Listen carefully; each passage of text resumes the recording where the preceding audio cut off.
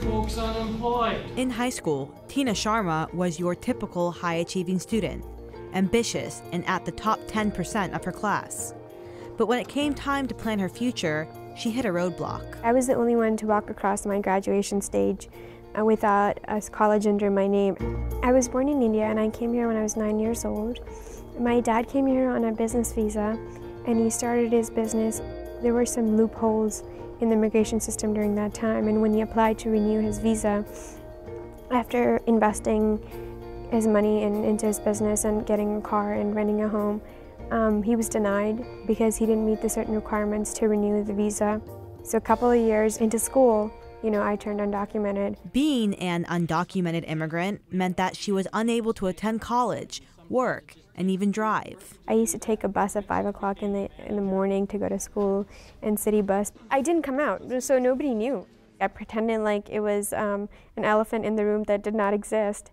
And honestly, I never felt that way either until I had to go through the paperwork, until I started applying for colleges, until I actually had to prove that I needed to go to school and I needed to have those documents. I followed the legal process, my parents did too, and they try to do everything right. It's just once you fall off, it's really hard to get back on track. It was very heartbreaking for me at that time to know how uncertain my future was, despite working so hard. Sharma represents a unique segment of Nashville's growing immigrant community, those that came to the United States as children, lacking legal presence in the only place they've ever called home. I felt like it was my fault, which it wasn't now that I look back. And I felt like I was asking myself, like, what did I do wrong? What makes me so different? I was just like letting all my dreams sort of see all my dreams fall in front of me and watch them scattered. So it was collecting all those pieces of my life and knowing that I would have to get up and sort of fight. There were limited options for youth like Sharma until last year.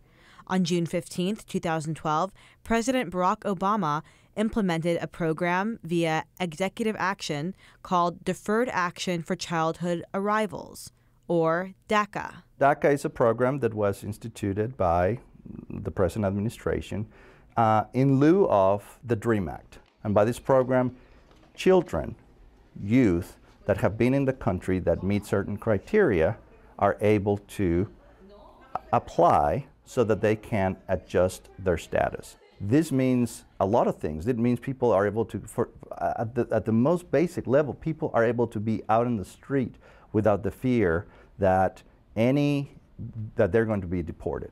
They can drive, they're able to work, and so they are able to come from underneath this black cloud that really has hovered over them for most of their life. Most of this youth don't know another home other than the United States, in this case, other than Nashville. They were brought here when they were young by their parents. They didn't make the decision, but yet they found themselves here. Sharma was in the middle of taking a year off after graduating from high school when DACA was implemented. She applied right away. People have this stereotype about what an undocumented person looks like, and it was for me, when I first came out to my friends and family, it was surprising to them. So I was sort of nervous about the reaction I would get. I was never scared because I'd done nothing wrong. And surprisingly, everything worked out perfectly. We applied the week it came out, and me and my sister both got it. And it sort of gives me a kind of an identity because I feel like, I exist now. So when I got my driver's license, it was just saying that I was able to drive and do things that I wanted to, go to college, work. And I felt like it was more, I was able to get more involved and take more independence on myself. It's been really an incredible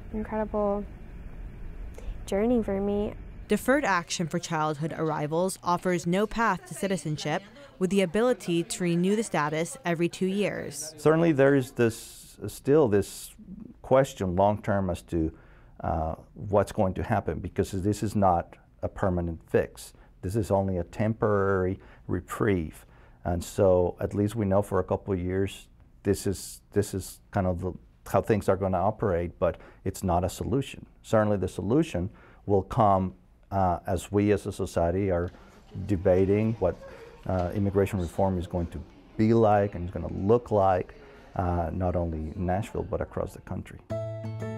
I think the biggest misconception about undocumented people is that they don't want to get in line. So often I have conversations with people around town that say, why don't they become legal? Why don't they get in line? Why don't they do it? And the reality is that that's the reality of our broken immigration system. There is not a line.